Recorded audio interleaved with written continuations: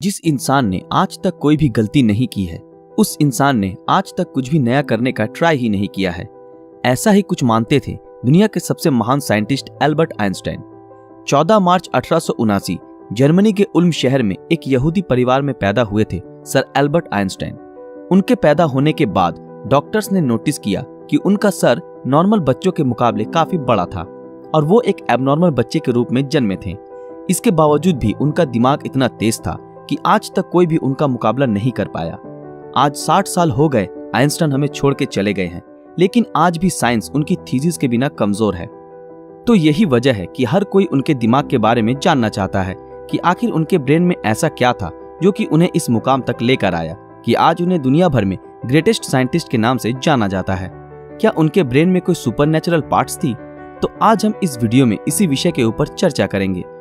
दरअसल जब Albert Einstein का जन्म हुआ था तब उनका सर किसी भी नॉर्मल बच्चे से ज्यादा बड़ा था। नॉर्मली बच्चे 1 या 2 साल की उम्र में बात करना सीख जाते हैं, लेकिन आइंस्टाइन 4 साल की उम्र तक बिल्कुल भी बात नहीं कर पाते थे। मगर एक दिन जब वो अपने माता पिता के साथ रात के खाने पर बैठे थे तो अचानक आइंस्टाइन ने कहा, सूप बहुत ही गर्म है। अपने बेटे को इस तरह एकदम साफ बोलता सुन उनके पेरेंट्स हैरान हो गए और खुश भी हुए। लेकिन बाद में जब उनसे पूछा गया कि अब तक तुम क्यों कुछ नहीं बोलते थे, तो आइंस्टाइन ने अजीब से जवाब दिया कि अब तक तो सब कुछ सही था। आइंस्टाइन के जीवन से जुड़े अजीबोगरीब किस्से यही नहीं रुके, बल्कि उनके बड़े होने पर भी उनकी कई ऐसी आदतें थी जिनके बारे में सुनकर हर कोई हैरान रह जाता है। जैसे कि एल्बर्ट आइंस्टाइन को डेट्स और फोन नंबर याद रखने में प्रॉब्लम होती थी, यहाँ तक कि उन्हें खुद का टेलीफोन नंबर भी याद नहीं रहता था। एक बार उनके एक सहकर्मी ने उनसे उनका फोन नंबर मांगा तो आइंस्टाइन उनके पास रखे टेलीफोन डायरेक्टरी में अपना नंबर ढूंढने लगे। ये देख के सहकर्मी ने चकित होकर बोला, आप अपना खुद का फोन नंबर क्यों याद नहीं रखते? तो आइंस्टाइन ने उनको कहा कि किसी ऐसी चीज को भला क्यों मैं याद रखूं जो मुझे किताबों में ढूंढने से मिल जाती है। आइंस्टाइन कभी भी जूतों के अंदर मोजे नहीं पहनते थे, क्योंकि उनकी टांगों की उंगलियां इतनी बड़ी थी कि बचपन में हमेशा टांगों की उंगलियों की वजह से मोजे में छेद हो जाते थे। इसलिए उन्होंने मोजा पहनना ही छोड़ दिया। यहाँ तक कि वो अपने जूतों के फीते भी दूसरों से बंधवाते थे, क्योंकि उन्हें जूते के फीते बांधना भी नहीं आता था। दोस्तों, आइंस्टाइन हमेशा कहते थे कि मेरे अंदर कोई खास चीज नहीं है, पर मैं तो केवल एक ऐसा इंसान हूँ जिसमें क्यूरियोसिटी कूट कूट कर भरी हुई है। लेकिन आपको ये जानकर हैरानी होगी कि आइंस्टाइन हमेशा से इतने बुद्धिमान नहीं थे, बल्कि वो बचपन में पढ़ाई में बहुत ही कमजोर थे। इसलिए बचपन में उनकी गिनती बेवकूफ बच्चों में की जाती थी। उनकी कुछ हरकतों की वजह से उन्हें कुछ लोगों ने तो शारीरिक रूप से विकलांग कहना भी शुरू कर दिया था। खास करके आइंस्टाइन के टीचर भी उन्हें पसंद नहीं करते थे, क्योंकि वो सिर्फ साइंस और मैथ के अलावा हर सब्जेक्ट्स में फेल होते थे और बचपन से ही आइंस्टाइन को किताबी ज्ञान में कोई रुचि नहीं थी। हालांकि इसके बावजूद भी उन्होंने दुनिया के सामने साइंस की कई ऐसी थीसिस पेश की जिसके बिना आज भी साइंस कमजोर है, और यही वजह है कि उनका दिमाग आज भी चर्चा का विषय बना हुआ है। 18 अप्रैल 1955 आइंस्टाइन की मृत्यु के बाद पैथोलॉजिस्ट डॉक्टर थॉमस हार्वे ने आइंस्टाइन के परिवार की अनुमति के बिना ही उनके दिमाग को रिसर्च के लिए निकाल लिया था और वो वहां से भाग गए।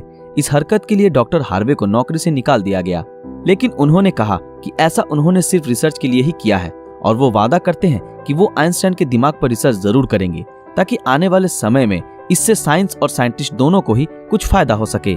लेकिन रिसर्च के लिए परमिशन न मिलने के कारण डॉक्टर हार्वे ने आइंस्टाइन के दिमाग को एक जार के अंदर बेसमेंट में कैद रखा। बाद में आइंस्टाइन के बेटे हैंस एल्बर्ट आइंस्टाइन की अनुमति के बाद डॉक्टर हार्वे ने आइंस्टाइन के दिमाग पर रिसर्च करना शुरू किया। पहले उन्होंने आइंस्टाइन के दिमाग का वजन किया, जिसका वजन 1230 ग्राम था, जो नॉर्मल इंसान के दिमाग के वजन से काफी छोटा था, क्योंकि दरअसल एक इंसान के दिमाग का वजन करीब 1400 ग्राम होता है।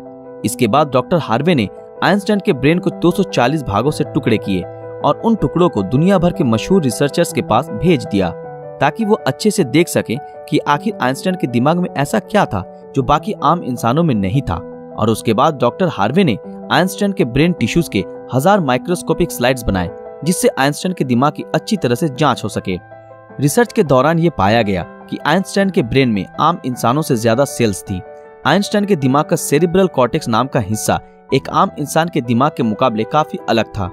दरअसल ये सेरिब्रल कॉर्टेक्स दिमाग का एक जरूरी हिस्सा होता है जो सबसे जटिल दिमागी प्रोसेस के लिए मेन फैक्टर होता है, और यही ऐसा हिस्सा होता है जो अजीबोगरीब तरीकों से विकसित होता है। और साइंटिस्टों का मानना है कि यही वजह थी कि उनका दिमाग बहुत ही असाधारण सोचता था।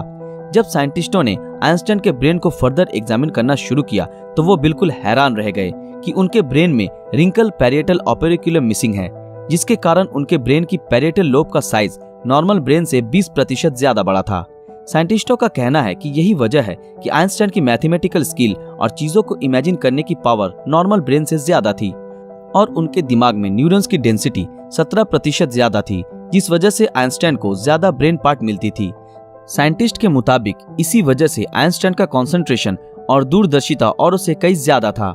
साइंटिस्ट कहते हैं कि आइंस्टाइन के ब्रेन में ज्यादा फोल्ड थी, जो उनकी इंटेलिजेंसी का और एक कारण था। आइंस्टाइन का दिमाग 46 टुकड़े के रूप में अमेरिका के फिलाडेल्फिया शहर के मटर म्यूजियम में प्रिजर्व किया गया है। दोस्तों, आज साइंस ने कितनी तरक्की कर ली है, लेकिन इसके बावजूद आज भी आइंस्टाइन के दिमाग और इंटेलिजेंसी एक पहेली बनी हुई है। लेकिन साइंटिस्टों को आशा है कि फ्यूचर में किसी बेहतरीन टेक्निक के जरिए आइंस्टाइन के दिमाग को और भी बेहतर तरीके से जानने में कामयाबी हासिल होगी। डॉक्टर थॉमस ने आइंस्टाइन के दिमाग के साथ जो कुछ भी किया, क्या वो सही था या गलत? इस बारे में आपकी राय हमें कमेंट में जरूर बताएं। दोस्तों, आज के लिए बस इतना ही। आशा करते हैं आप लोगों को ये वीडियो पसंद आया होगा। तो फिर मिलेंगे अगले वीडियो में ऐसे ही किसी मजेदार विषय के साथ। अगर आप ऐसे ही और वीडियो देखना चाहते हो तो हमारे इस चैनल को सब्सक्राइब करके बेल आइकन ऑन कर दें, ताकि जब भी कोई नया वीडियो आए आप तक नोटिफिकेशन पहुंच जाए। अगर ये वीडियो आप लोगों को अच्छा लगा तो इस वीडियो को लाइक, कमेंट और ज्यादा से ज्यादा शेयर जरूर करें। तो मिलते हैं आपके साथ अगले वीडियो में, तब तक के लिए शुक्रिया।